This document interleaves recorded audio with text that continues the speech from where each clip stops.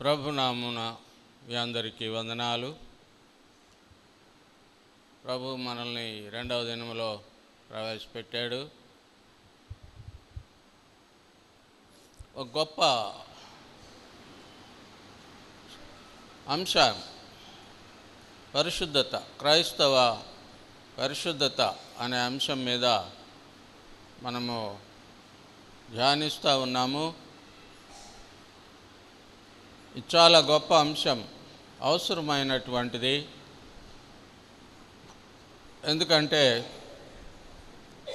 పరిశుద్ధత లేకుండా ఎవడును ప్రభువును చూడడు అని హెబ్రీ పత్రికలో రాయబడి ఉంది. హృదయ శుద్ధి గలవారు ధన్యులు, వారు దేవుని చూచెదరు అని. ఈనాడు పరిశుద్ధ జీవితము చాలా అరుదుగా కనిపిస్తూ ఉంది.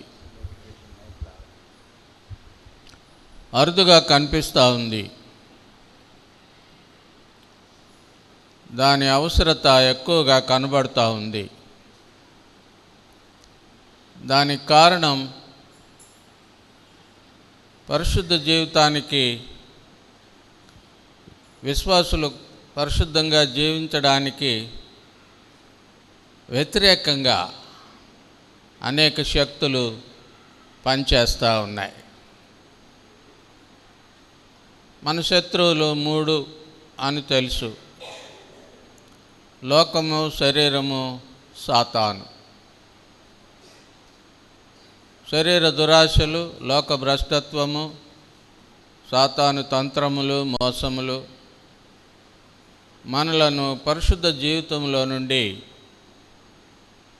క్రిందికి లాగి దేవుని చిత్తములో నుండి ప్రక్కకు లాగి మన జీవితాన్ని అపవిత్రతతో నింపాలని ఈ 3 శక్తులు ప్రయత్నిస్తాయి. గనుక దేవుడు మనల్ని పరిశుద్ధులుగా తీర్చాడు. రాత్రి హెబ్రీ 10:10లో చదువుకున్న ప్రకారము సదాకాలము నిలుచు ఒక్క అర్పణ చేత యేసుక్రీస్తు ప్రభు యొక్క రక్తం వలన మనలను పరిశుద్ధులుగా చేశాడు. యేసు ప్రభునందు విశ్వాసం ఉంచిన వారందరినీ దేవుడు పరిశుద్ధులు అని పిలుస్తున్నాడు. ఇది మనకు అనుగ్రహింపబడిన స్థాన పరిశుద్ధత, పొజిషనల్ సాంక్టిఫికేషన్. దీన్ని ముందు మనము అందరము అంగీకరించాలి, విశ్వాసం ద్వారా అంగీకరించాలి. నీవు పరిశుద్ధుడవు అనుకుంటేనే కానీ నీవు పరిశుద్ధంగా జీవించలేవు. నేను బలవంతుణ్ణు అనుకుంటేనే తప్ప బలమైన రీతిలో జీవించలేవు. నేను దేవుని బిడ్డను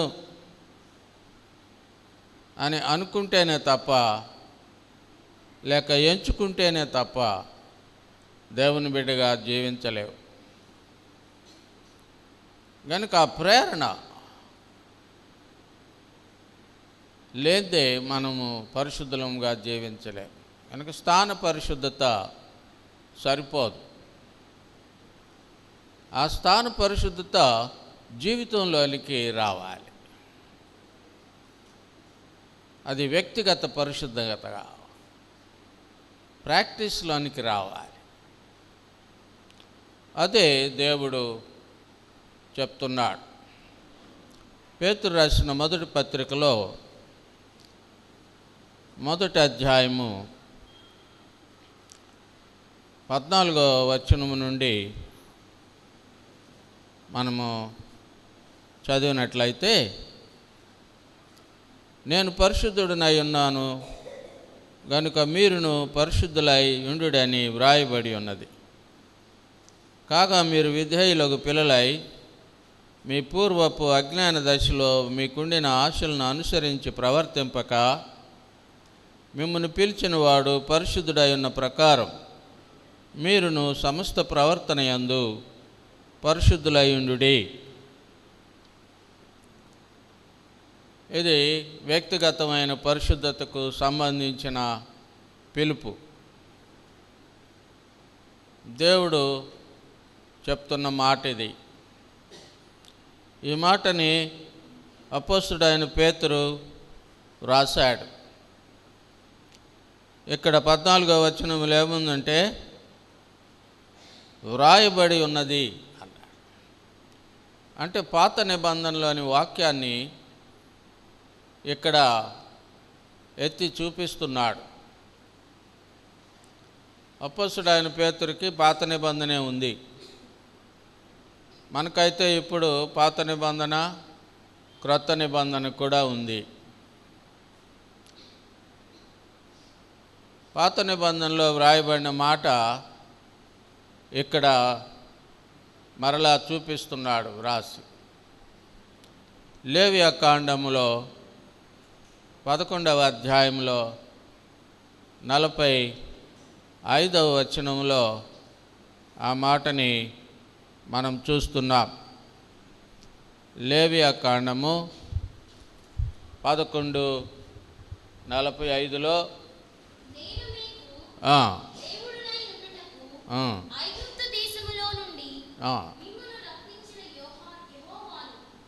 మిమ్మల్ని అది నేను పరిశుద్ధుడను కనుక మీరును పరిశుద్ధులు కావాలను.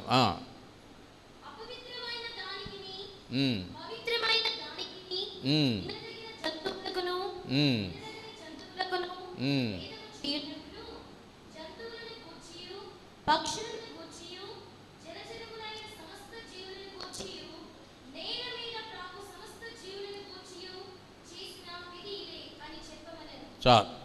కనుక ఆ పైన చెప్పబడిన రీతిలో నేను పరిశుద్ధుడనై ఉన్నాను గనుక మీరును పరిశుద్ధులై ఉండండి అని దేవుడు చెప్తున్నాడు.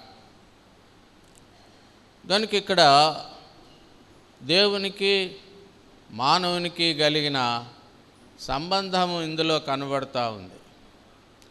నేను మిమ్మను ఐగుప్తు నుండి విమోచించాను అని ఇశ్రాయేలీలతో చెప్తున్నాడు. ఇశ్రాయేలీలకు దేవునికి సంబంధం ఉంది, రిలేషన్షిప్ ఉంది. వారు దేవునికి ఏర్పరచబడిన జనం, ఏర్పరచబడిన వంశం, రాజులైన యాజక సమూహం, పరిశుద్ధ జనం అని వారిని గురించి వ్రాయబడింది. కనుక దేవునితో వారికి ఉన్న సంబంధాన్ని బట్టి దేవుడు పరిశుద్ధుడు కనుక వారు కూడా పరిశుద్ధులుగా ఉండాలి. మన జీవితంలో కూడా దేవుడు మనల్ని పాపదాస్యము నుండి విడిపించాడు, మనల్ని విమోచించాడు. క్రీస్తు ప్రభు యొక్క రక్తము ద్వారా మనము విమోచింపబడిన వారం. కనుక విమోచింపబడిన వారాన్ని దేవుడు పరిశుద్ధపరిచాడు. వారి పాపములను క్షమించి వాటిని అడ్డము లేకుండా ఎత్తివేసి వారిని పరిశుద్ధపరిచాడు. పరిశుద్ధపరిచి నీతిమంతులుగా తీర్చాడు అని కొరింథీకు రాసిన పత్రిక, మొదటి పత్రిక 6వ అధ్యాయంలో 11వ వచనంలో మనం చూస్తున్నాం. కొందరు అట్టివారై ఉంటిరి గాని ప్రభువైన యేసుక్రీస్తు నామమునను మన దేవుని ఆత్మయందును మీరు కడుగబడి పరిశుద్ధపరచబడిన వారై నీతిమంతులుగా తీర్చబడితిరి. అనగా పరిశుద్ధపరచబడిన వారై ఆత్మయందు కడుగబడి అనే మాటలు అక్కడ మనం చదువుతున్నాం. కనుక పరిశుద్ధాత్ముడు మనల్ని కడిగి, దేనిలో కడిగాడు అంటే క్రీస్తు ప్రభు రక్తంలో కడిగి మనలను పరిశుద్ధపరిచి నీతిమంతులుగా తీర్చాడని దేవుని వాక్యము సెలవిస్తావు. కనుక విమోచింపబడిన వారందరూ పరిశుద్ధపరచబడిన వారు. రాత్రి చెప్పుకున్నాము, అది కేవలము అది దేవుని కృపే, మనం సంపాదించుకున్న పరిశుద్ధత కాదు. అది మనకు ఆపాదించబడిన, విశ్వాసము ద్వారా ఆపాదించబడిన పరిశుద్ధత. దాన్ని కూడా మనం అంగీకరించాలి. విశ్వాసంతో ఎంచుకొని నేను పరిశుద్ధుడను గనుక నా దేవుడు పరిశుద్ధుడు, నేను కూడా పరిశుద్ధుడను గనుక నేను పరిశుద్ధంగా జీవించాలి అనేటువంటి సంకల్పం మనలో రావాలి. దేవుడికి కూడా ఆ సంకల్పం ఉంది. నా బిడ్డలు పరిశుద్ధంగా జీవించాలి అనే కోరిక దేవునికి ఉంది. దేవునితో మనం సంబంధం కలిగి ఉన్నాం. ఆయన మన రక్షకుడు, ఆయన మన తండ్రి, ఆయన మన విమోచకుడు. ఈ సంబంధాన్ని మనము పోగొట్టుకోలేం. అది శాశ్వతమైన సంబంధం. కనుక దేవుడు చెప్పిన ఈ మాట మన హృదయంలో వ్రాసుకోవాలి. వ్రాయబడెను అంటాడు పేతురు భక్తుడు. ధర్మశాస్త్రంలో వ్రాయబడింది.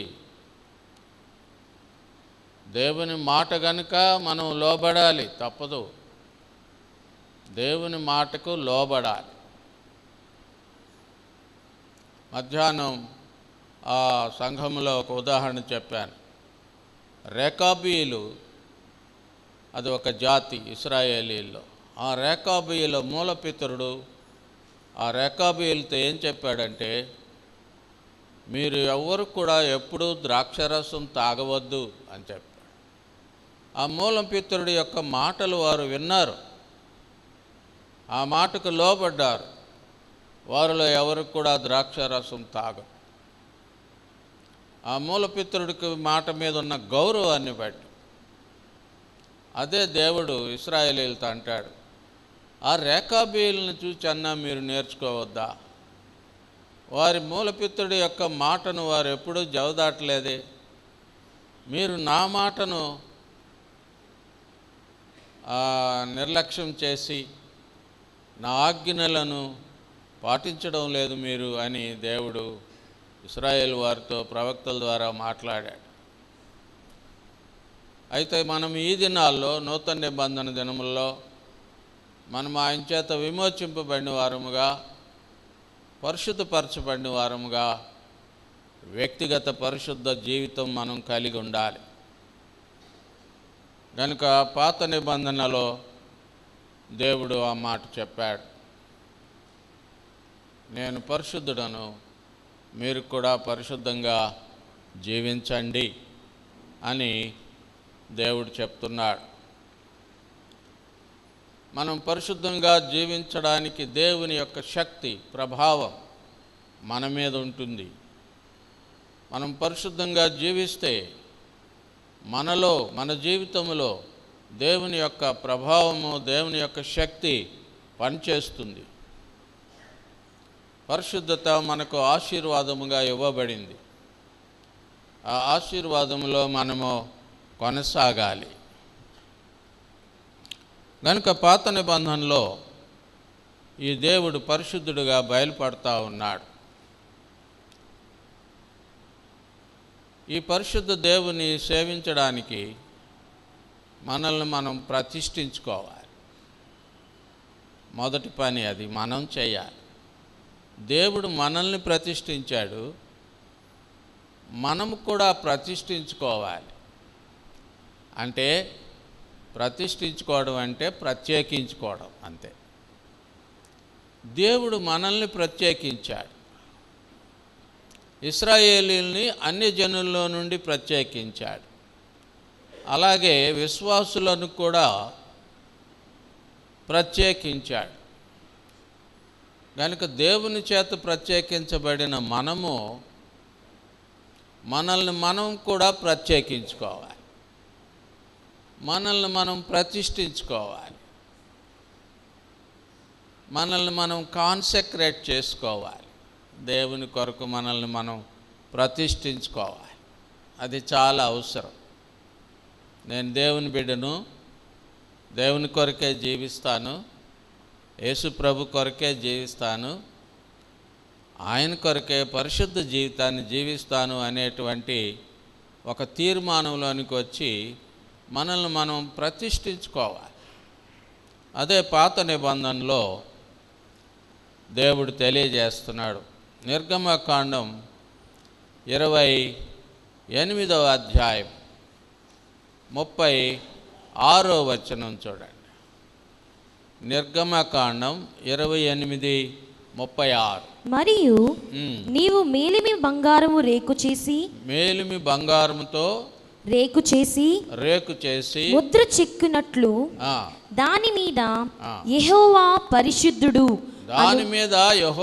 పరిశుద్ధుడు అని ఆ బంగారు రేకు మీద చెక్కాలి అను మాట చెక్కవలెను. అది పాగా మీద ఉండునట్లు నీలి సూత్రముతో దాని కట్టవలెను. అది పాగా ముందటి వైపున ఉండవలెను. అది ప్రధాన యాజకుని తలపాగా మీద, ఆ నొసటి మీద ఆ బంగారు రేకు, ఆ రేకు మీద ఏం రాయబడిందంటే యెహోవా పరిశుద్ధుడు లేక యెహోవాకు ప్రతిష్ఠితుడు అని ఫుట్ లైన్లో కింద ఉంటుంది. యెహోవా పరిశుద్ధుడు లేక యెహోవాకు ప్రతిష్ఠితుడు అనేటువంటి మాట దాని మీద చెక్కబడి ఉంటుంది. అది అహరోను తలపాగా, ప్రధాన యాజకుని తలపాగా మీద అది ఉంచాలి. తమ పరిశుద్ధమైన అర్పణలన్నిటిలో ఇశ్రాయేలీయులు ప్రతిష్ఠించు పరిశుద్ధమైన వాటికి తగులు దోషములను అహరోను భరించినట్లు అది అహరోను నొసట ఉండవలెను. అహరోను యొక్క నొసట మీద ఉండాలి, ప్రతిష్ఠితుడు కనుక మనల్ని మనము ప్రతిష్ఠించుకోవాల్సిన అవసరత ఉన్నది. మనము కూడా పేతురు భక్తుడు రాసినట్లుగా మనము కూడా రాజులము, యాజకులము, రాజులైన యాజక సమూహం. మనం ఆ ఇశ్రాయేలుకి ఇవ్వబడిన బిరుదులన్నీ మనకిచ్చాడు. దేవుని సొత్తైన ప్రజలు, పరిశుద్ధ జనం. కనుక ఈ బిరుదులు కలిగిన మనము కూడా మనల్ని మనము ప్రతిష్ఠించుకోవాలి. దేవుడు ప్రతిష్ఠించాడు ఆల్రెడీ మనల్ని. అయితే మనము కూడా మనల్ని మనం కాన్సెక్రేట్ చేసుకోవాలి, మనల్ని మనం దేవునికి ప్రతిష్ఠించుకోవాలి. అది ఏదో సేవకులు ప్రతిష్ఠించుకోవటం మాత్రమే కాదు, ప్రతి విశ్వాసి కూడా ప్రతిష్ఠించుకోవాల్సిన అవసరం ఉంది. నేను దేవుని బిడ్డను, దేవుని కొరకే జీవిస్తాను కనుక మనం కూడా యాజకత్వం నెరవేరుస్తున్నాం. మనం కూడా యాజకుల వలె విజ్ఞాపన ప్రార్థన చేస్తాం.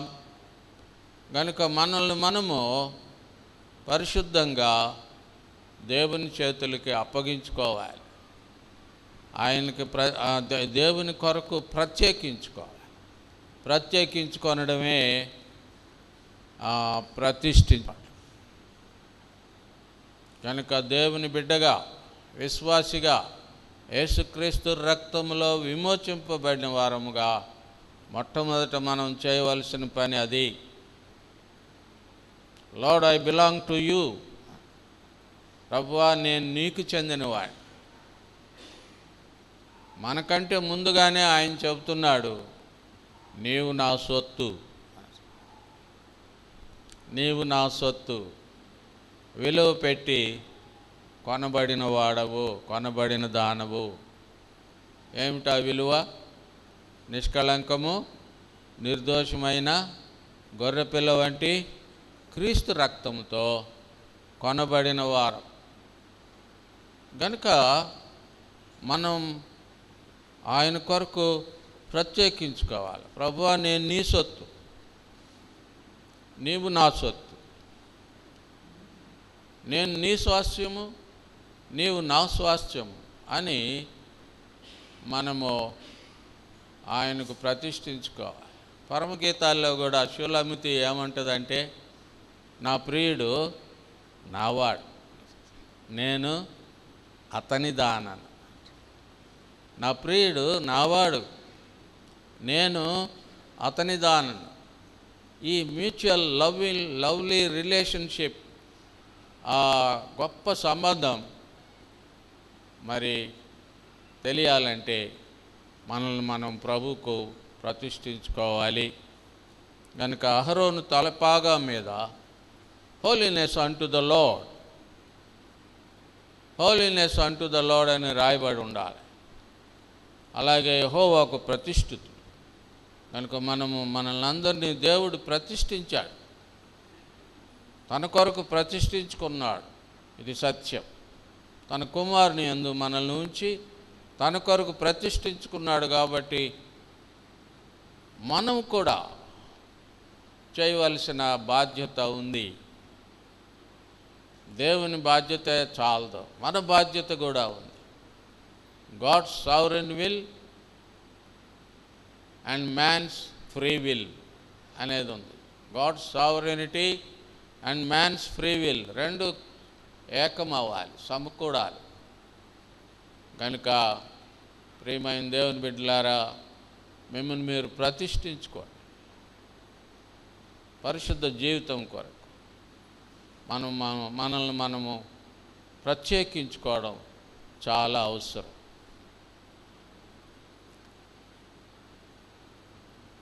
ఆ తర్వాత ప్రభునందు విశ్వసించుట, ప్రభునందు విశ్వాసం ఉంచుట అనే మాటకు అర్థము ఆయన పరిశుద్ధతను సన్మానించుట అని అర్థం. ఈ మూడో విషయం జ్ఞాపకం పెట్టుకోండి. ప్రభువునందు విశ్వాసం ఉంచుట అంటే ఆయన పరిశుద్ధతను సన్మానించుట. ఇది కూడా పాత నిబంధనలో వ్రాయబడు.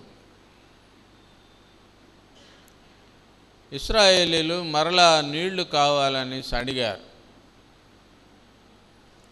మోషే దేవుని దగ్గరకు వచ్చి ప్రార్థన చేశాడు. ఇంతకుముందు ఒకసారి ప్రార్థన చేస్తే నీళ్లు లేవంటే మోషేకి చెప్పాడు, నువ్వు ఆ బండను కొట్టు, నీళ్లు వస్తాయి, ఆ నీళ్లు తాగడానికి సరిపోతాయి అన్నాడు. కనుక బండను కొట్టినప్పుడు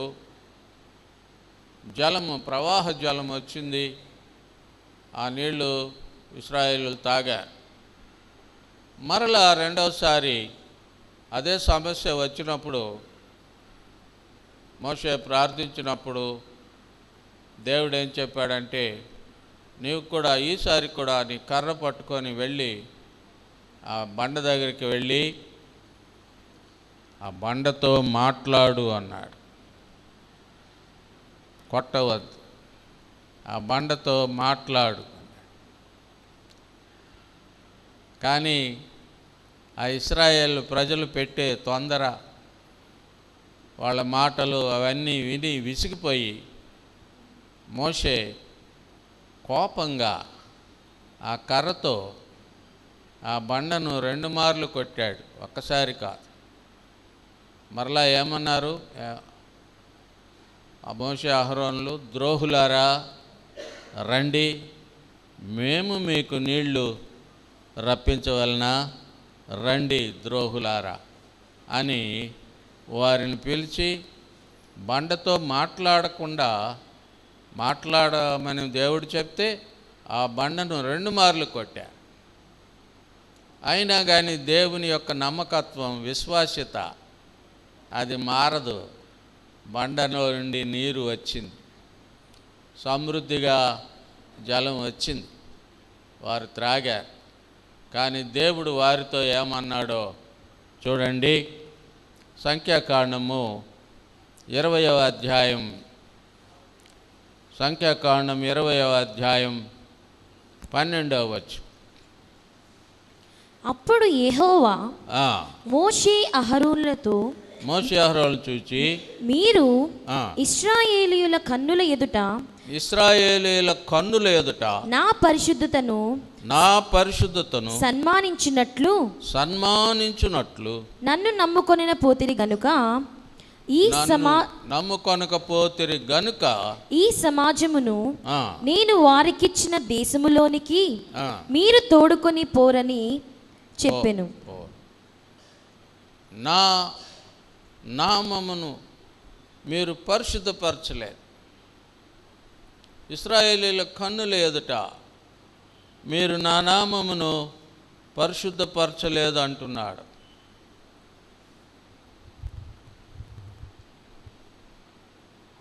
నా నామము పరిశుద్ధపరచబడినట్లు నన్ను నమ్ముకొనలేదు అంటున్నాడు.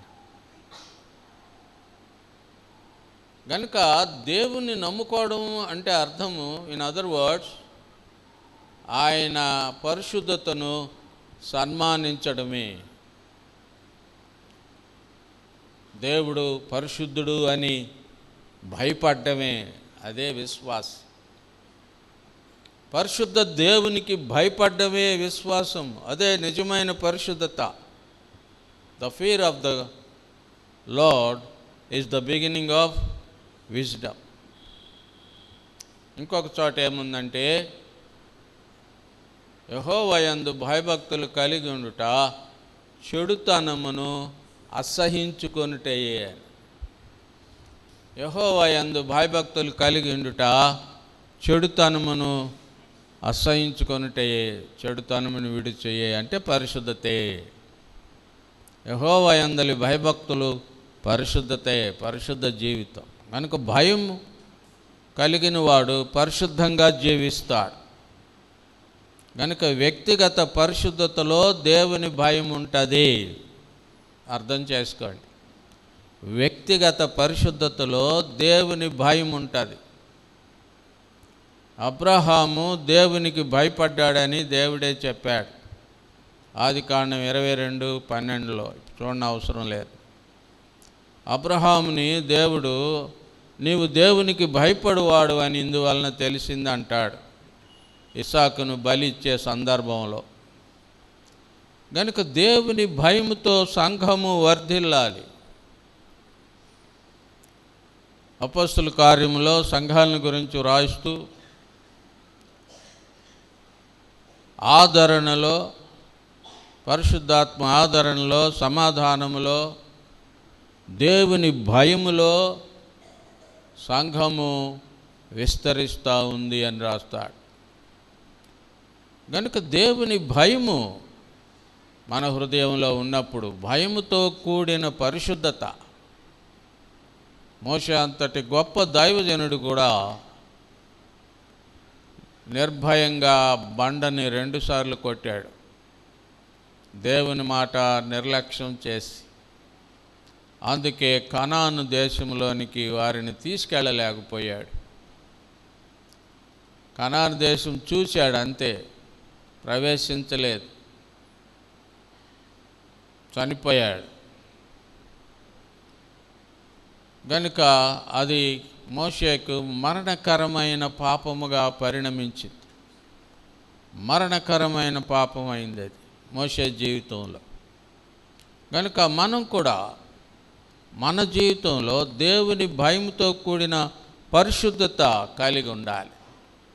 చాలాసార్లు మనం మర్చిపోతాం, దేవుని మాట మర్చిపోతాం, దేవుని సన్నిధి మర్చిపోతాం, దేవుని యొక్క పరిశుద్ధతను మర్చిపోతాం. అందుకని ఆ మాట అన్నాడు, నా పరిశుద్ధతను సన్మానించున్నట్లు మీరు నన్ను నమ్ముకోలేదంట. కనుక దేవుని యందలి విశ్వాసము అంటే అర్థం ఏంటంటే ఆయన పరిశుద్ధతను సన్మానించటమే. ఆయన పరిశుద్ధుడు. ఆ పరిశుద్ధతను నీవు సన్మానిస్తే విశ్వాసం ద్వారా దేవునికి భయపడి పరిశుద్ధంగా జీవిస్తాం మనం. కనుక ఈ గొప్ప విషయాన్ని మనం నిర్లక్ష్యం చేయొద్దు. దేవుని భయముతో కూడిన పరిశుద్ధత అవసరం. పేతురు భక్తుడు కూడా రాస్తున్నాడు, ఆయన తండ్రి అని ఆయనకు మీరు ప్రార్థన చేస్తున్నారు, ఆయన మనకు తీర్పు తీర్చే తండ్రి, ఆయన పక్షపాతం లేనివాడు, ఎవరి ఎడల కూడా పక్షపాతం చూపడు,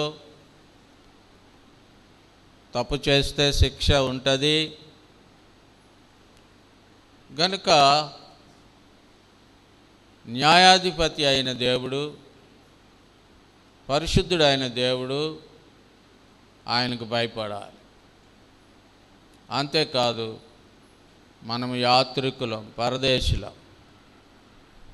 మనం ఎప్పటికైనా ఒకప్పటికి ప్రభు దగ్గర, తండ్రి దగ్గరికి వెళ్ళాల్సిన వారు, ప్రభు దగ్గరికి వెళ్ళవలసిన వారు.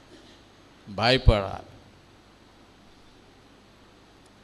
అందుకే ఆమోసు 4:12 అంటాడు, ప్రిపేర్ టు మీట్ దై గాడ్. కాబట్టి ఇశ్రాయేలీయులారా, మీ దేవుని ఎదుట కనబడుటకై జాగ్రత్త పడండి, సిద్ధపడండి. ఆయన సన్నిధిలో కనబడడానికి మనం భయపడాలా, సిద్ధపడాలా, భయపడాలా. కనుక పరిశుద్ధ దేవుణ్ణి జ్ఞాపకం చేసుకొని, ప్రతిష్ఠించుకొని, ఆయన కొరకు మనల్ని మనం ప్రత్యేకించుకొని, ఆయన మాటకు భయపడి, ఆయన మాట కూడా మనలో భయం కలుగు చేస్తుందా? కలుగు చేయాలి. యెషయా గ్రంథంలో అంటాడు, ఎవడు నా మాట విని వణుకుచుండునో వానినే నేను దృష్టించుచున్నాను అంటాడు. ఎవడు నా మాట విని వణుకుచుండునో. కనుక ఆయన మాట గౌరవించి, ఆయన మాటను సన్మానించి మనము భయభక్తులతో దాన్ని లోబడతామో అప్పుడు గొప్ప ఆశీర్వాదం మనకు లభిస్తుంది. ఈ రోజుల్లో దేవుని భయముని గురించి చెప్పడం లేదు, కానీ దేవుని ఆశీర్వాదాన్ని గురించి ఎక్కువగా చెప్తున్నారు. దేవుని భయం లేనప్పుడు దేవుని ఆశీర్వాదం ఎలా వస్తుంది? పాపములు క్షమించబడకపోతే దేవుని ఆశీర్వాదం ఎలా వస్తుంది? విమోచన అనుభవము నీలో నాలో రాకపోతే దేవుని ఆశీర్వాదం ఎలా వస్తుంది? పాపములన్నీ క్షమించబడినవి అనేటువంటి రక్షణ నిశ్చయిత మనలో రాకపోతే దేవుని ఆశీర్వాదం ఎలా వస్తుంది? పరిశుద్ధతే ఒక ఆశీర్వాదం. పాపములు క్షమించబడినప్పుడు వచ్చే సంతోష సమాధానాలే ఆశీర్వాదం.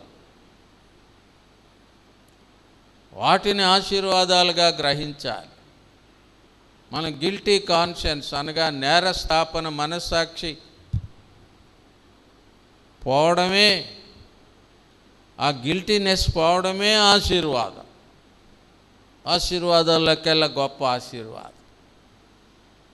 కనుక పరిశుద్ధతని ఒక ఆశీర్వాదంగా ఈ రాత్రి తీసుకుందాం. కనుక ఆయనకు భయపడి మన పరిశుద్ధతను కాపాడుకుందాం. ఆయన పరిశుద్ధుడని సన్మానిద్దాం. నా పరిశుద్ధతను మనుషుల ఎదుట మీరు సన్మానించలేదు, సన్మానించినట్లుగా నన్ను నమ్ముకొనలేదు. మాట్లాడితే ఆ బండ నుండి నీళ్లు వచ్చేవే, కానీ మీరు నా మాటను నిర్లక్ష్యం చేసి 2 సార్లు కొట్టారు. నా పరిశుద్ధతను మీరు సన్మానించలేదు మోషే అని ఆ భయంకరమైన ఆ తప్పుకి మోషే వెల చెల్లించాడు. కానాను ప్రవేశించకుండానే చనిపోయాడు. చాలా విచారకరం. కనుక మనం కూడా ఎప్పుడైనా దేవుని యొక్క పరిశుద్ధతను మర్చిపోయి మన ఇష్టం వచ్చినట్లు జీవించినట్లయితే మనం కూడా ఆశీర్వాదాన్ని కోల్పోతాం. మనకు కూడా దేవుని దగ్గర నుండి శిక్ష రావచ్చు.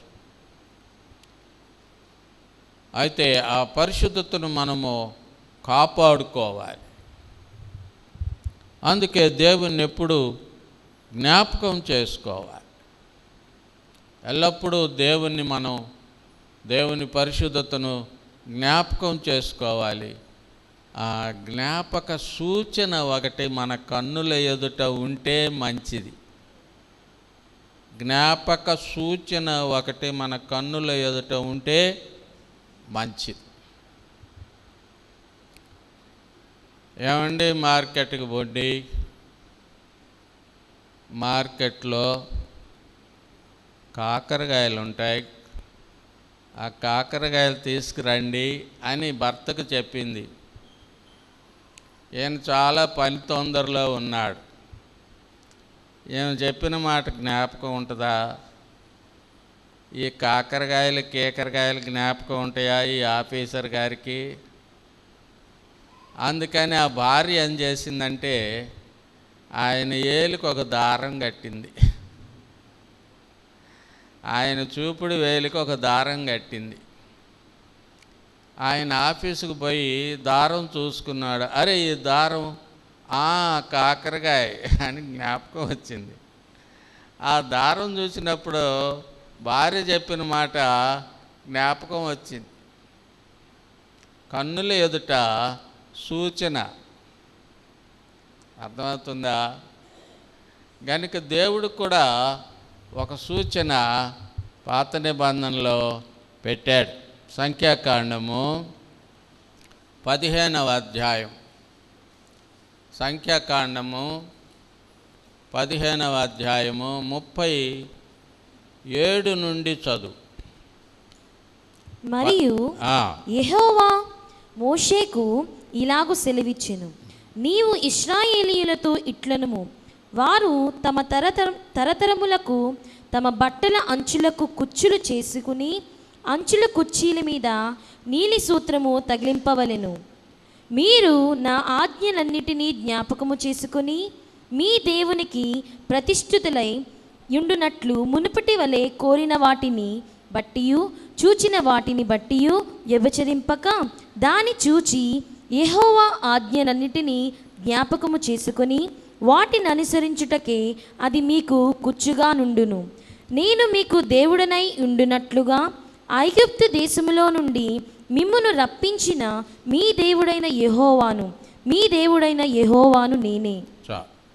గనుక దేవుడు ఏం చెప్పాడంటే, ఇది ఇశ్రాయేలీయులకు తరతరములకు కట్టడ. అందరూ ఏం చేయాలంటే బట్టల అంచులకు కుచ్చులు కుట్టుకోవాలి, బార్డర్ పెట్టుకోవాలి. ఆ బార్డర్కి ఆత్మీయ అర్థం ఏంటంటే డిసిప్లిన్, స్పిరిచువల్ డిసిప్లిన్.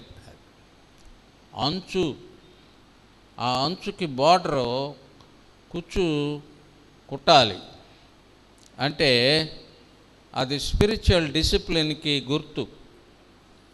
ఆ తర్వాత ఆ అంచు మీద నీలి సూత్రం వేయాలి, ఒక డిజైన్ బార్డర్. నీలి సూత్రం అంటే నర్సాపూర్ లేసు లాంటిది. నర్సాపురం లేసులకి ప్రసిద్ధి కదండి, వరల్డ్ ఫేమస్. అలాంటి లేసు ఒకటి నీలి సూత్రం, దానికి అంచుకి నీలి సూత్రము వేయాలి. ఆ బార్డర్కి డిజైన్ వేయండి, నీలి సూత్రం. నీలి రంగు ఆకాశపు రంగు. మేఘావృతం, మేఘాలు లేనప్పుడు ఆకాశం వైపు చూడగలిగితే అది చాలా నీలంగా కనపడుతుంది, ఆహ్లాదకరంగా ఉంటుంది. అసలు బ్లూ కలరు కన్నులకు ఎంతో ఆహ్లాదకరంగా ఉంటుంది. బ్లూ, మన ఇండ్లలో 0 వాట్ బల్బు కూడా బ్లూ కలర్ పెడితే ఎంతో ప్లెజెంట్గా ఉంటుంది. ఈ బ్లూ కలరు పరిశుద్ధతకు గుర్తు.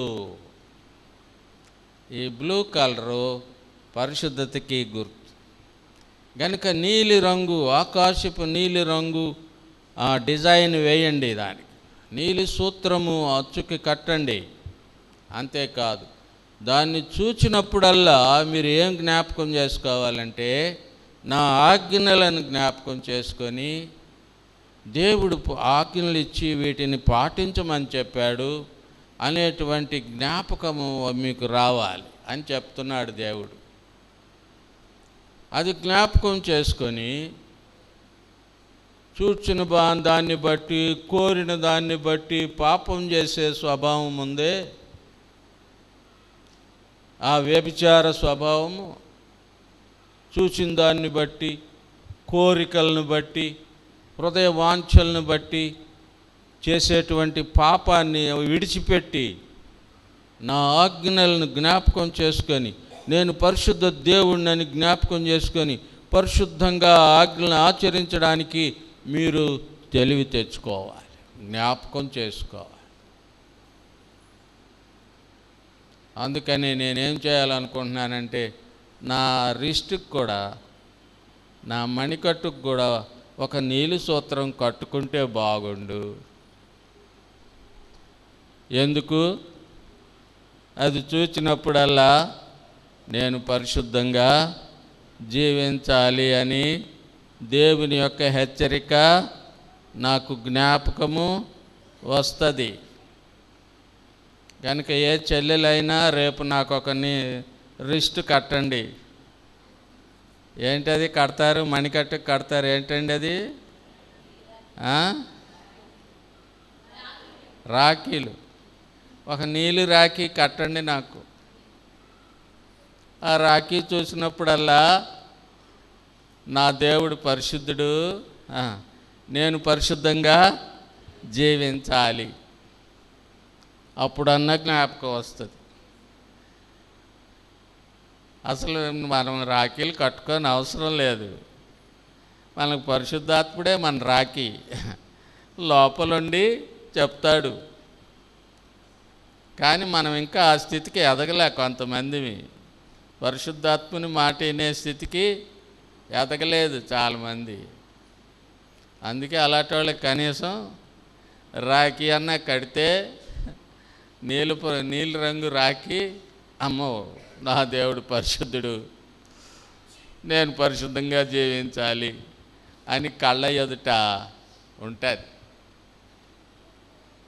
అందుకే కీర్తనకారుడు రాస్తాడు, నీ కృప నా కన్నుల ఎదుట ఉంచుకొని ఉన్నాను, నేను నీ సత్యమును అనుసరించి నడుచుకొనిచున్నాను. గొప్ప వాక్యం. నీ కృప నా కన్నుల ఎదుట ఉంచుకున్నాను, నీ సత్యమును అనుసరించి నడుచుకొనిచున్నాను. ఆ కన్నుల ఎదుట ఆ సూచన, గుర్తు, దేవుడు పరిశుద్ధుడు అనే గుర్తు మీ తరతరములకు కట్టడ. ఇశ్రాయేలు బట్టలన్నిటికీ అంచున ఈ నీలి సూత్రం ఉండాలి. దేవుడు ఆజ్ఞాపించాడు. కారణం, ఆ నీలి సూత్రం చూచినప్పుడు నీకేం జ్ఞాపకం రావాలి? దేవుడి జ్ఞాపకం రావాలి. దేవుని పరిశుద్ధమైన ఆజ్ఞలు, దేవుని పరిశుద్ధ వాక్యము జ్ఞాపకం రావాలి. అందుకే కీర్తనకారుడు అంటాడు, 119వ కీర్తనకారుడు 11వ వచనంలో అంటాడు, ఆ కీర్తన దావీదు రాశారంటాడు. దావీదు రాయలేదు, అది ఎజ్రా శాస్త్రి రాసిన కీర్తన అంటారు వ్యాఖ్యానకర్తలు. 11వ వచనంలో, నీ ఎదుట నేను పాపము చేయకుండానట్లు నా హృదయములో నీ వాక్యము ఉంచుకొని ఉన్నాను.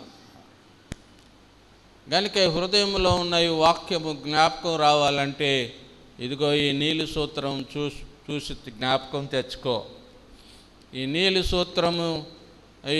సూత్రము చూసి జ్ఞాపకం చేసుకో. దేవుడు పరిశుద్ధుడు, దేవుని ఆజ్ఞలు పరిశుద్ధము, ఆజ్ఞలు నేను లోబడాలి, దేవుని మాటకు లోబడాలి, విధేయుడునవ్వాలి అనేటువంటి ఆ విషయము మనం జ్ఞాపకం చేసుకోవాలి. కనుక దేవుడు ఆ పాత నిబంధనలో ఆ సూచన పెట్టాడు. ఈ దినం మనం ఆ సూచనలు అవసరమైతే అవసరమే, పర్వాలేదు, తప్పేం లేదు అందులో. అయితే పరిశుద్ధాత్ముడు మనకి బోధిస్తూ ఉంటాడు. ఆయన వాక్యం బాగా చదువుతూ ఉంటే పరిశుద్ధాత్ముడే ఆ వాక్యాన్ని మనకు జ్ఞాపకం చేస్తాడు. మనం పరిశుద్ధంగా జీవించడానికి కావలసిన శక్తిని మరి డైరెక్షన్ని నడిపింపును పరిశుద్ధాత్ముడు ఇస్తాడు. కనుక మనం వాక్యం మీద ఆధారపడి పరిశుద్ధాత్ముని నడిపింపు మీద ఆధారపడినప్పుడు మనం పరిశుద్ధ జీవితం జీవించగలం. అందుకే గలతీ 5లో అంటాడు, ఆత్మానుసారముగా నడుచుకొనుడి, అప్పుడు మీరు 5వ అధ్యాయంలో అంటాడు, 5:17 అనుకుంటా, ఆత్మానుసారముగా నడుచుకొనుడి, అప్పుడు మీరు శరీరేచ్ఛను నెరవేర్చరు అంటాడు. కనుక మనం ఆత్మానుసారంగా నడిచినప్పుడు శరీరానుసారమైన పాపముల మీద మనకు జయం వస్తుంది. కనుక ఆత్మానుసారంగా ఆత్మను అనుసరించి ఆ లీడింగ్ని అనుసరించి మనం లోబట్టం నేర్చుకోవాలి. దేవుని వాక్యానికి, దేవుని లీడింగ్ లేక నడిపింపుకి లోబట్టం నేర్చుకోవాలి. దేవుడు వద్దన్నప్పుడు మానుకోవాలి, దేవుడు చేయమన్నప్పుడు చెయ్యాలి. అది మనం అలవాటు చేసుకోవాలి. అంత త్వరగా అలవాటు కాదు. ఎంతో దేవుని సన్నిధిలో భక్తి, ఆయన సన్నిధిలో కనిపెట్టి ఆయనతో మనం సహవాసం చేస్తూ ఉంటే ఆ అలవాటు వస్తుంది, ఆయనకు లోబడే అలవాటు వస్తుంది. చాలామంది విశ్వాసుల్లో ఈ అలవాటు లేదు. దేవుని ఆత్మ నడిపింపు పొందేటువంటి అలవాటు చాలామందిలో లేదు. ఆ నడిపింపు మీద ఆనుకొని ఆధారపడి జీవించేటువంటి అలవాటు చాలామందికి లేదు. చాలా విచారకరం. ఆ అలవాటు చేసుకోండి, అది పరిశుద్ధ జీవితానికి చాలా అవసరం. Guidance of holy spirit. అప్పుడు పరిశుద్ధాత్మని యొక్క నడిపింపుకు మనం లోబడినప్పుడు, ఆత్మానుసారముగా జీవించినప్పుడు శరీరేచ్ఛలు మనల్ని ఏమీ చేయవు. శరీరేచ్ఛలను జయించడానికి మనకు కావలసిన శక్తి పరిశుద్ధాత్మని ద్వారా వస్తుంది. అందుకే రోమా 8లో అంటాడు, ఆత్మచేత శారీరక క్రియలను చంపివేయుడి, అప్పుడు మీరు జీవిస్తారంటాడు. పరిశుద్ధాత్మని చేత శారీరక క్రియలను చంపండి, అప్పుడు మీరు జీవిస్తారంటాడు. కనుక ఇది చాలా అవసరం. పరిశుద్ధ జీవితంలో మరి పరిశుద్ధాత్మని మీద ఆధారపడడం చాలా అవసరం. అందుకే ఎప్పుడు జ్ఞాపకం చేసుకుంటూ ఉండాలి, మన బాధ్యత జ్ఞాపకం చేసుకుంటూ ఉండాలి. దేవుడు పరిశుద్ధుడని, ఆయన ఆజ్ఞలు పరిశుద్ధమని, ఆయన వాక్యం పరిశుద్ధమని మనం ఎల్లప్పుడూ జ్ఞాపకం చేసుకొని లోబడ్డం నేర్చుకోవాలి. ఎందుకంటే మన మనస్సు సహజంగా తిరుగుబాటు మనస్సు, లోబడదు. మన శరీరానుసారమైన మనస్సు దేవునికి లోబడదు. రోమా 8:7 ఏమని ఉందంటే, శరీరానుసారమైన మనస్సు దేవునికి విరోధమై ఉన్నది. ధర్మ మనస్సు అది దేవుని ధర్మశాస్త్రమునకు లోబడదు, ఏమాత్రము లోబడనేరదని రాయబడి ఉంది. గనుక అటువంటి స్వభావం మనలో ఉంది. గనుక ఆ స్వభావమును మారి నూతన స్వభావంలోనికి వచ్చి ఆ దేవుని ఆత్మకు లోబడేటువంటి మంచి మనసు నాకు ఈ తండ్రి దేవా అని మనం ప్రార్థన చేసుకోవాలి. ఎల్లప్పుడూ ప్రభుతో సహవాసం చేస్తూ, ప్రభువా నీ మనసు నాకి, నువ్వు తండ్రికి ఎలాగో విధేయుడు అయ్యావో ఆ మనసే నాకు దయచేయి నాయనా అని మనం ఎప్పుడు మనల్ని మనం తగ్గించుకొని ప్రార్థన చేసుకుంటే పరిశుద్ధ జీవితం జీవిస్తాం.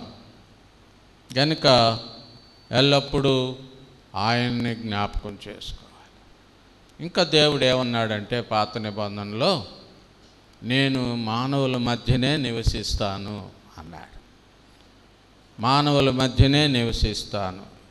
నిర్గమకాండం 25వ అధ్యాయము 8వ వచనం చూడండి. నిర్గమకాండం 25వ అధ్యాయం 8వ వచనం. నేను వారిలో నివసించినట్లు వారు నాకు పరిశుద్ధ స్థలమును నిర్మింపవలెను. చాలు. నేను వారిలో నివసించున్నట్లు వారు నాకు పరిశుద్ధ స్థలమును నిర్మించాలి అని ఇశ్రాయేలీయులతో చెప్పాడు. గనుక దేవుడు పరిశుద్ధుడు గనుక పరిశుద్ధ స్థలంలోనే నివసిస్తాడు. ఆయన నివసించే స్థలం కూడా పరిశుద్ధ స్థలం.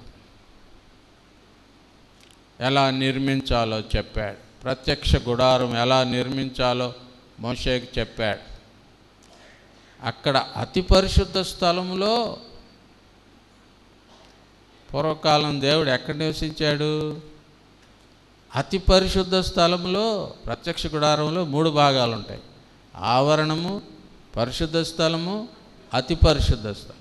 అతి పరిశుద్ధ స్థలంలో మందసం ఉంటుంది. ఆ మందసం మీద ఇటొక కెరూబు, ఇటొక కెరూబు ఉంటుంది. మందసం మీద కరుణాపీఠం ఉంటుంది, ఒక పీఠ ఉంటుంది బాగా. ఇవన్నీ మేలిమి బంగారంతో చేయాలి. ఈ కరుణాపీఠమును ఆనుకొని ఏకకాండముగా ఇటొక కెరూబు, అటొక కెరూబు చేయాలి. ఆ కెరూబుల మధ్య, అదే ఆశ్చర్యం, ఆ కెరూబుల మధ్య దేవుని మహిమ కాంతి ఉంటుంది అక్కడ. ఆ కాంతి ఏ కాంతి ఎవరికి అర్థం కాదు. అది సూర్యకాంతి కాదు,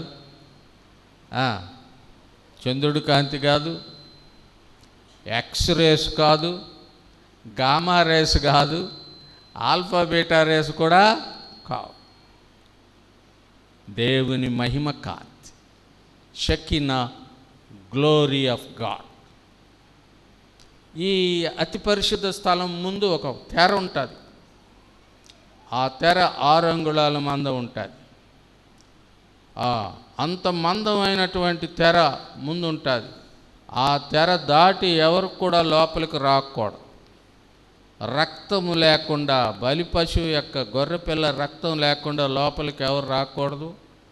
అది కూడా ప్రధాన యాజకుడు కూడా లోపలికి రాకూడదు. వస్తే అక్కడే చచ్చిపోతారు. ఆయన్ని లాగేయటానికి ఆయన నడుము చుట్టూ గంటలు కట్టుకోవాలి.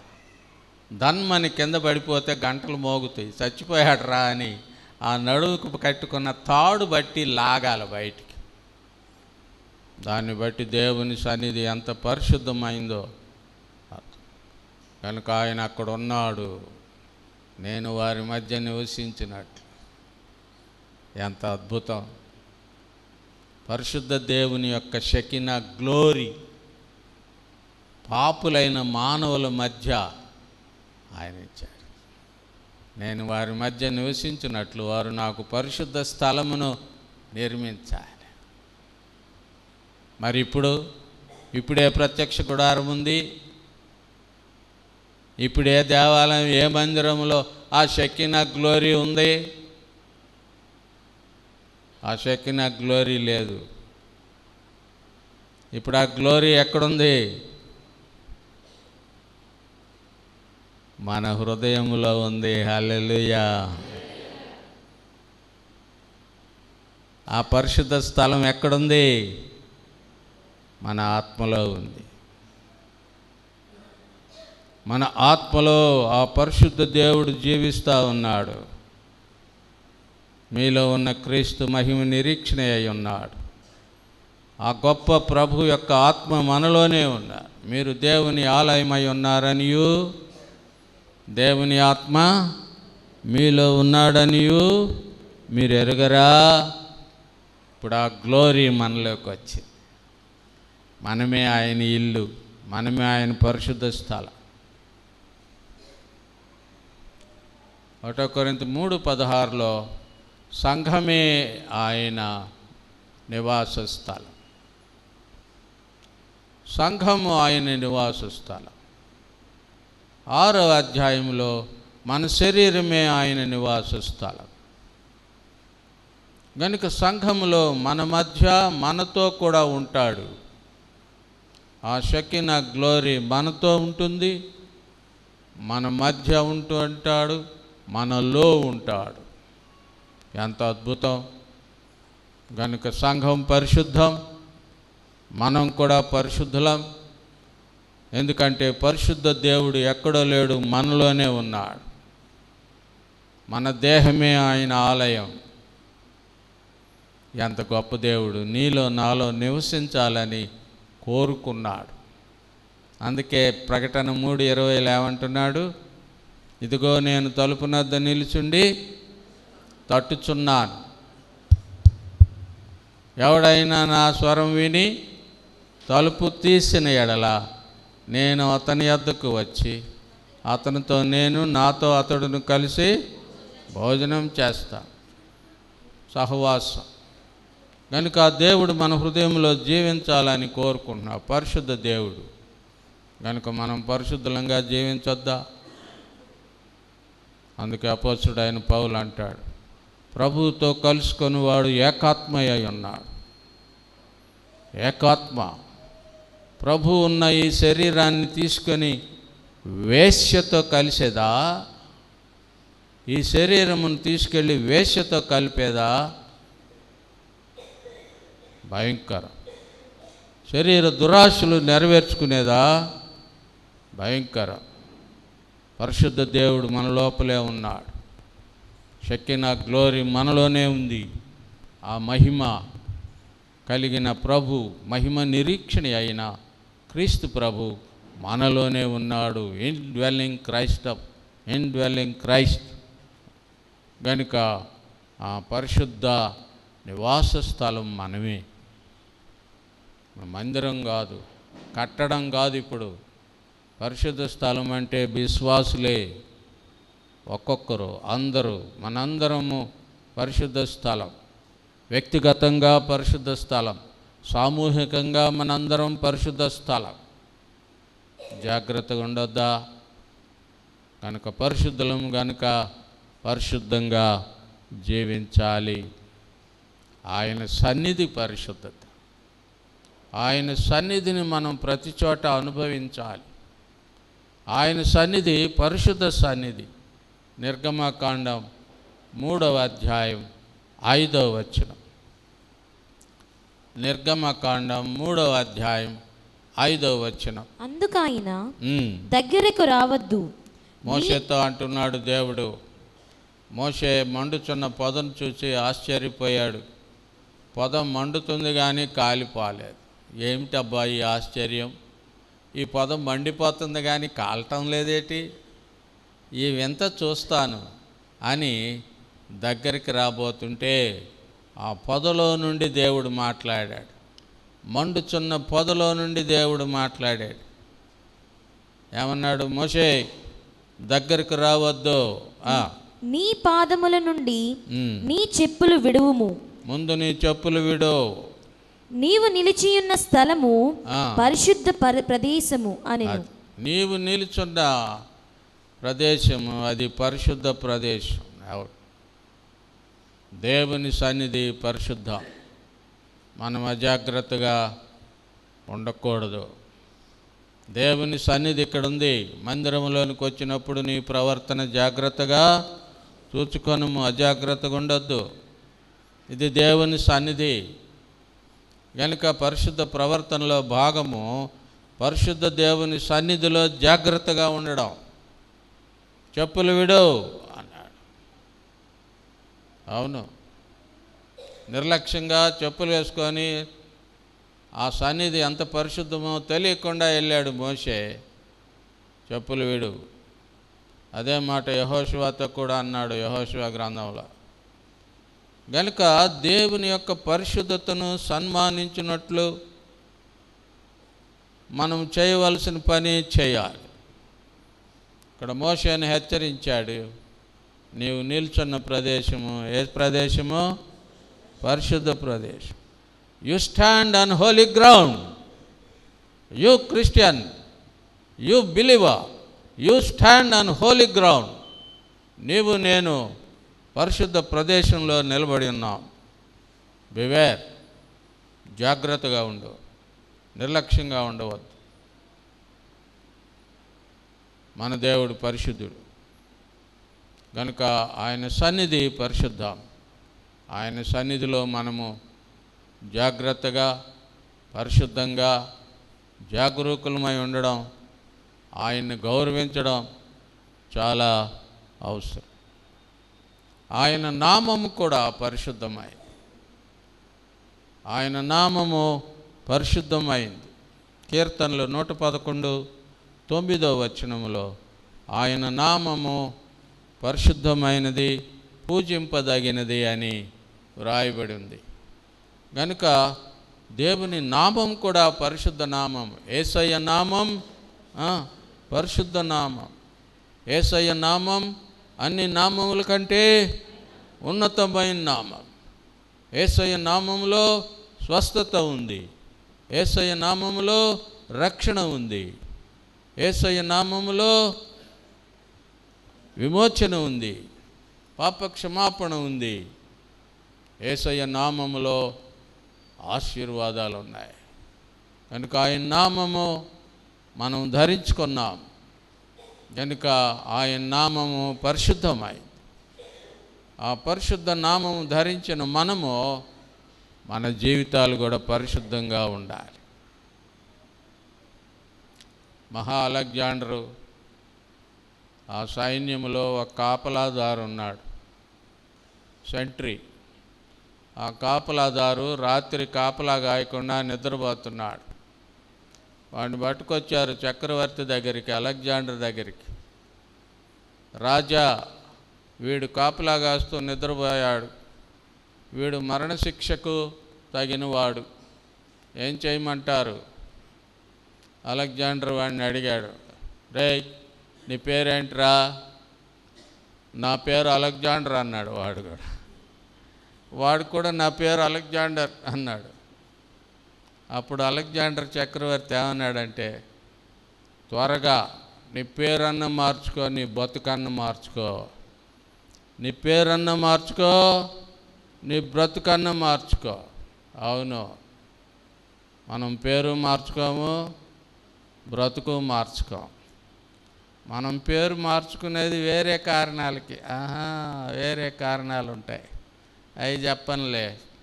కనుక ఈ పేరు మార్చుకో, లేకపోతే బ్రతుకన్నా మార్చుకో. మనం బ్రతుకులు మార్చుకుందాం. యేసయ్య పేరు పెట్టుకొని అపవిత్రంగా జీవిస్తే వ్రాయబడిన ప్రకారము మిమ్మును బట్టియే నా నామము అన్యజనుల మధ్య దూష్యం పడుతుంది. జాగ్రత్త. గనుక మనం బ్రతుకు మార్చుకోవడం చాలా మంచిది. తర్వాత ఆయన ఆత్మ కూడా పరిశుద్ధుడు. ఆయన పేరే పరిశుద్ధాత్మ. హల్లెలూయా. పరిశుద్ధాత్మ.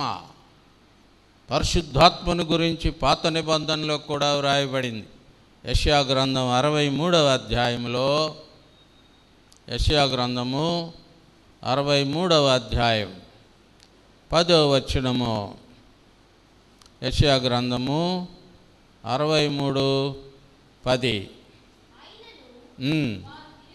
చేసి ఆయన పరిశుద్ధాత్మను దుఃఖింప చేయగా, అది ఆయన పరిశుద్ధాత్మను దుఃఖింపజేశారు. ఇశ్రాయేలీయులు తిరుగుబాటు చేశారు.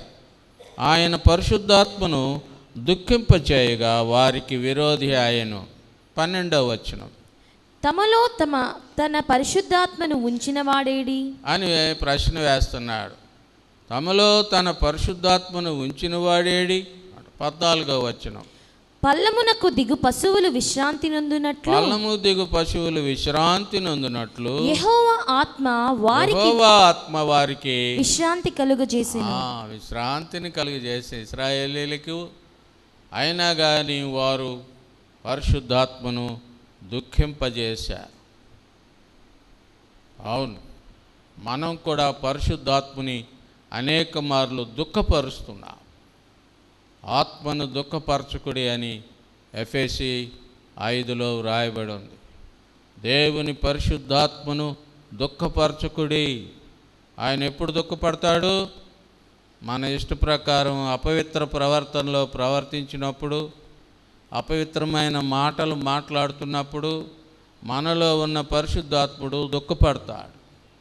అయ్యో, నా బిడ్డ ఇలాగ ఉన్నాడేంటి, నా బిడ్డ ఇలా ప్రవర్తిస్తుంది ఏంటి అని లోపల ఉన్న పరిశుద్ధాత్ముడు దుఃఖపడతాడు. కనుక ప్రియమైన దేవుని బిడ్డలారా, పరిశుద్ధాత్మను దుఃఖపరచవద్దు. అందుకే ఆయనకు దుఃఖము కలిగజేసే విషయాలను మానేద్దాం, పరిశుద్ధంగా జీవిద్దాం. ఎందుకంటే ఆయన పరిశుద్ధుడు, ఆయన ముమ్మారు పరిశుద్ధుడు. ఒకసారి కాదు, ఎవరు ఎన్నిసార్లు? 3 సార్లు. హోలీ హోలీ హోలీ. యెషయా గ్రంథం 6వ అధ్యాయం, యెషయా 6:3 వచనం. ఆయన దూతలు సెరాఫిమ్స్ అనే దూతలు 6 రెక్కలు ఉంటాయి. ఆ దూతలకి 2 రెక్కలతో ముఖాన్ని కప్పుకుంటాయి, 2 రెక్కలతో పాదాలను కప్పుకుంటాయి, దిశములను కప్పుకుంటాయి, పాదాలని కప్పుకుంటాయి.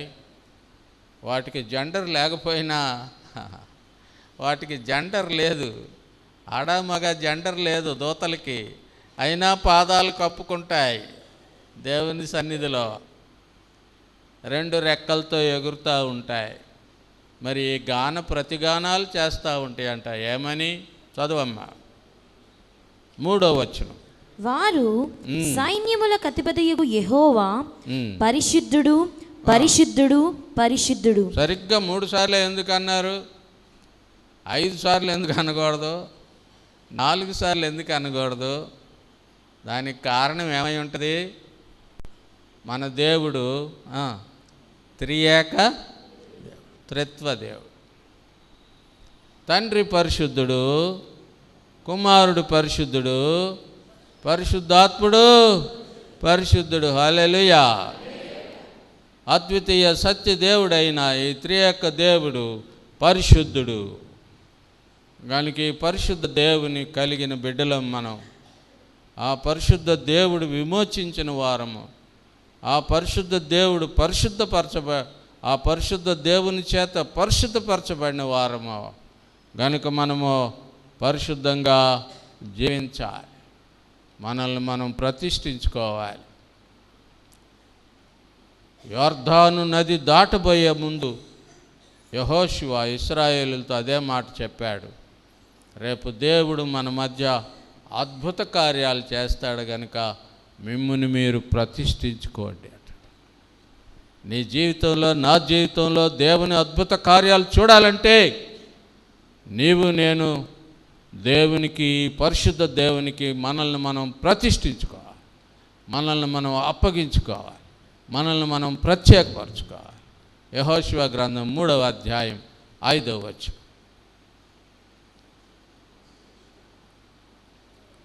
యెహోషువ 3:5.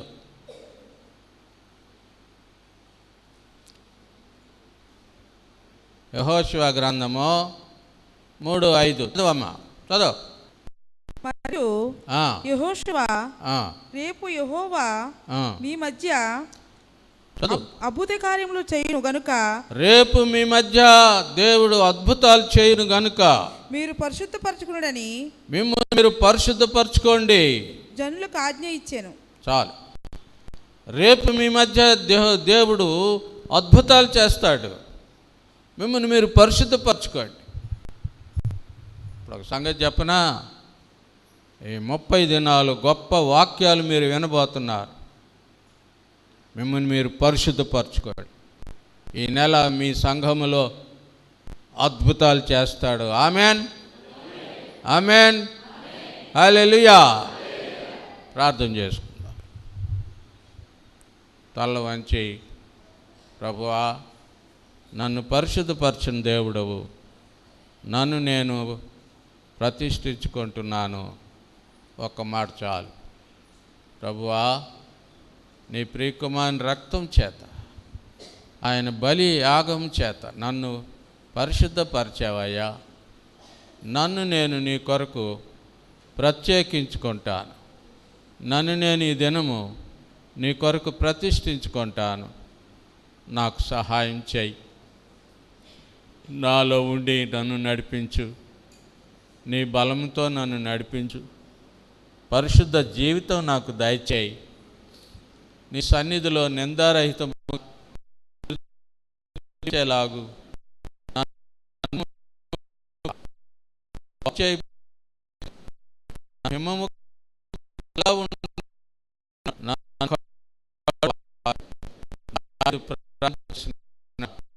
మనం కూడా ప్రార్థించుకుంటూ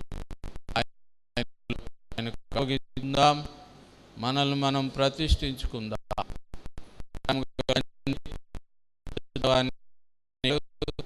నువ్వెంత గొప్ప దేవుడు అయ్యా, మహాపరిశుద్ధుడు అయ్యుండి మహాపాప భాగ్యులమైన నీకెంత కృప, ఎంత ప్రేమ, ఎంత కనికరం ఉందయ్యా.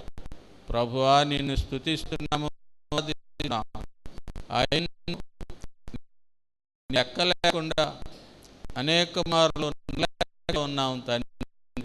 నీ ఆత్మ దుఃఖపెడుతుంది. నీ సన్నిధి పరిశుద్ధమని నామం పరిశుద్ధమని మర్చిపోతున్నాం. నీ యొక్క నీ ఆత్మ పరిశుద్ధమని మర్చిపోతున్నాం. మీ కుమారుని రక్తంలో మరలా కడగండి, శుద్ధి చేయండి. సన్నిధిలో మేము నిందారహితులముగా నిర్దోషులుగా నడవగలుగునట్లు మీ ఆత్మచేత మనందరినీ బలపరచుమని మా ప్రభువును రక్షకుడు ఆయన యేసు నామమున కొనుచున్నాము తండ్రి. ఆమేన్. అందరికీ వందనాలు.